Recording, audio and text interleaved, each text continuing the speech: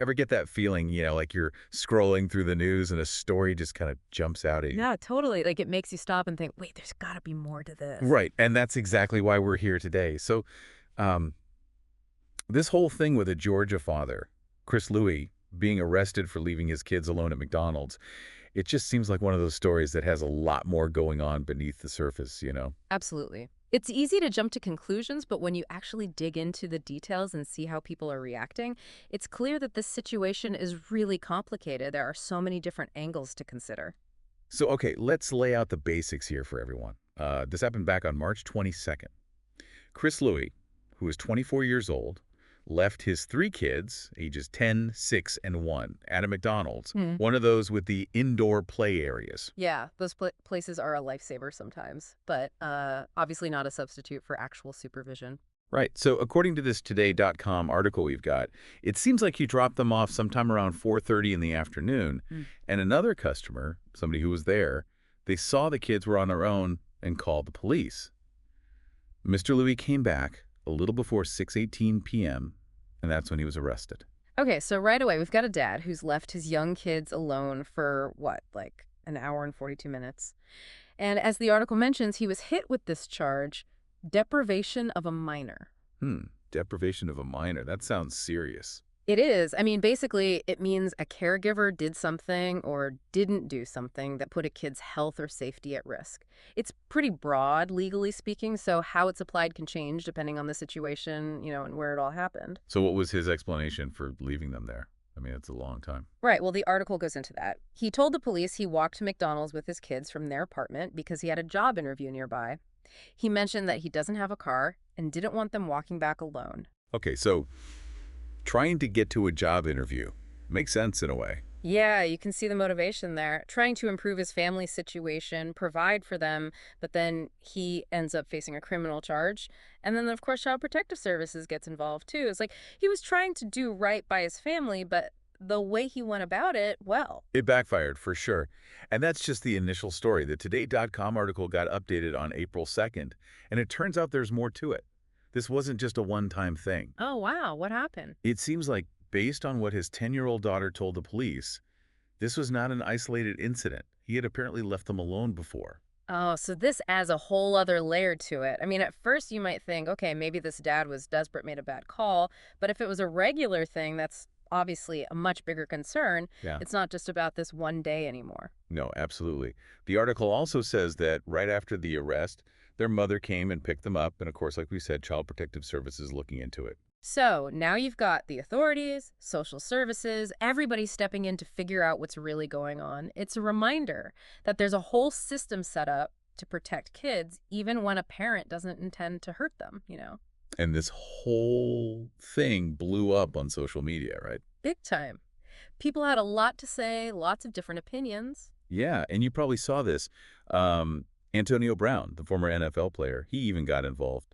He started a GoFundMe for Chris Louis. Yeah, I saw that. I think what made his reaction kind of stand out was his perspective. He was saying leaving the kids alone wasn't the right thing to do, obviously, but he also talked about how hard it is to find affordable childcare.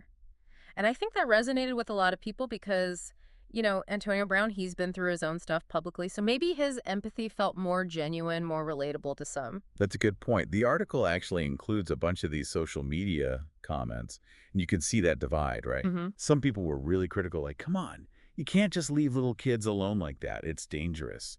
But then others were defending Louis, saying he was just stuck in a tough spot doing what he had to do. Yeah, it's like this clash between what we expect as a society and the reality of what a lot of families are facing. I mean, some people in the comments were saying this whole arrest was an overreaction, even calling it a miscarriage of justice. They were wondering why nobody helped him instead of just slapping him with a charge. Right. But then others were like, hold on, a 10-year-old can't be responsible for a baby. It's just not safe. It's really eye-opening to see how differently people view this. And I think it brings up all these deeper questions about how we see kids. Like, at what age do we consider them responsible enough? What's a truly safe environment for them? And how much independence should they have? It also highlights the inequality out there. Some families have support systems and resources, and others are just struggling to get by.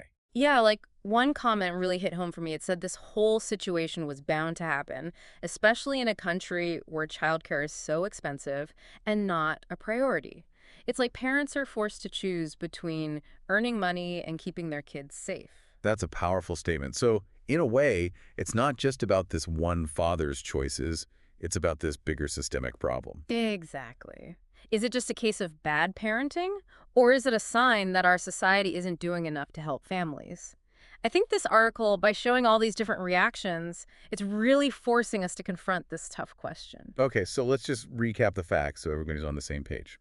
Chris Louis, 24 years old, left his three kids, 10, 6, and 1, at a McDonald's for about an hour and 42 minutes.